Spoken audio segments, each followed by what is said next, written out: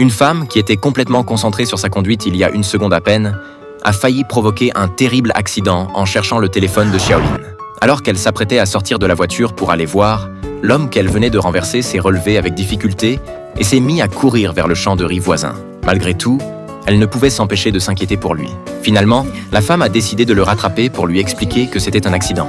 L'homme restait silencieux, observant simplement les herbes sauvages au bord de la route, tandis que du sang continuait à s'écouler lentement de sa tête. Amy a pensé qu'elle lui avait peut-être causé des dommages cérébraux lors de l'accident.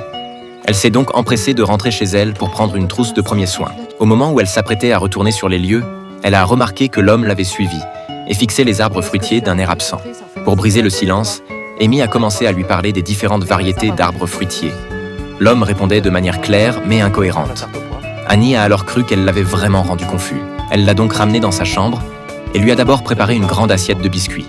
Une fois qu'il eut fini de manger, elle s'est occupée de sa blessure au front. Comme il faisait déjà nuit et qu'une forte pluie s'était mise à tomber, Amy a décidé de l'héberger pour la nuit et de le ramener chez lui le lendemain. Voyant que l'homme ne répondait pas et qu'il continuait à tripoter la lampe de chevet, Amy est retournée dans sa chambre, un peu gênée. Ce qu'elle ne savait pas, c'est que l'homme qu'elle avait recueilli aujourd'hui était un génie de l'informatique unique au monde, que de nombreux pays se disputaient à tout prix. Pourtant, tard dans la nuit, Jack n'arrivait toujours pas à s'endormir. Au contraire, il observait discrètement tout ce qu'il y avait dans la maison, prenant secrètement une décision audacieuse. Le lendemain matin, Amy a eu la surprise de découvrir que tout dans la maison avait été méticuleusement rangé à un moment donné, sans qu'elle sache quand. Elle savait très bien que c'était l'œuvre de Jack. Elle lui a exprimé sa sincère gratitude. Mais Jack est resté silencieux, sans répondre. Après le petit déjeuner, Amy l'a emmené en ville. Après avoir dit au revoir à Jack, elle est entrée dans une banque voisine. Mais à peine assise, elle a remarqué que Jack était à nouveau à ses côtés, sortant son ordinateur comme si de rien n'était. Amy a décidé de ne plus y prêter attention. Son mari étant décédé prématurément, elle avait dû emprunter de l'argent à la banque et louer un verger pour subvenir aux besoins de toute la famille. Mais les affaires du verger n'ont jamais été très bonnes. Elle doit maintenant vendre sa maison ou son verger pour rembourser ses dettes.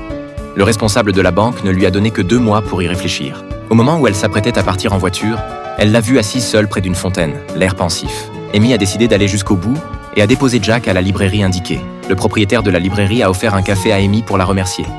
Pendant ce temps, il a parlé du passé de Jack. Après la mort de sa mère, Jack n'a pas pu payer le loyer, alors le propriétaire du magasin l'a hébergé. Il a dit que Jack était gentil et très fiable. Amy a remarqué que le propriétaire essayait de les mettre en couple. Alors elle s'est levée immédiatement pour partir. En tant que mère célibataire au bord de la faillite, elle n'osait pas rêver d'un bel amour. Cette nuit-là, Amy s'est tournée et retournée dans son lit, incapable de dormir. Soudain, elle a entendu les cris de sa fille. Elle s'est habillée à la hâte et s'est rendue au salon. À sa grande surprise, Jack était arrivé devant chez elle à un moment donné, seul, tenant un pistolet